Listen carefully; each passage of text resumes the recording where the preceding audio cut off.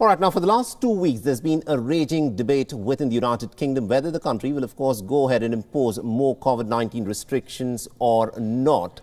And as things stand, the United Kingdom has said that it intends to welcome the new year, 2022, without any restrictions.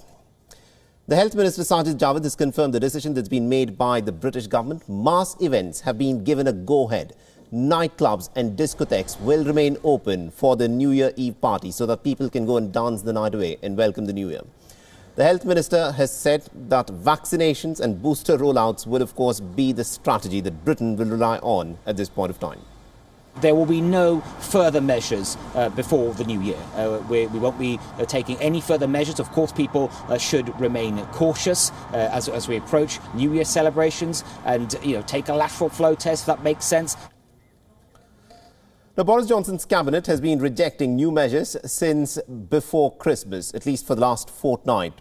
Now, this has been a time when cases of the Omicron variant have started to rise across Europe and indeed also in the United Kingdom. Cases have reached an all-time high over the course of the last 7 days, and Britain has been setting record after record in the number of infections that it has recorded. And the number of people who are getting hospitalized has also gone up. Scientific Advisory Group has cautioned that the data will, of course, remain unreliable over the festive period.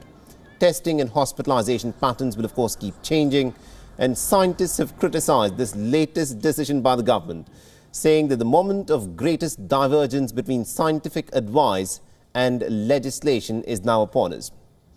Advisors have even warned the British government of a significant pressure on the National Health Service.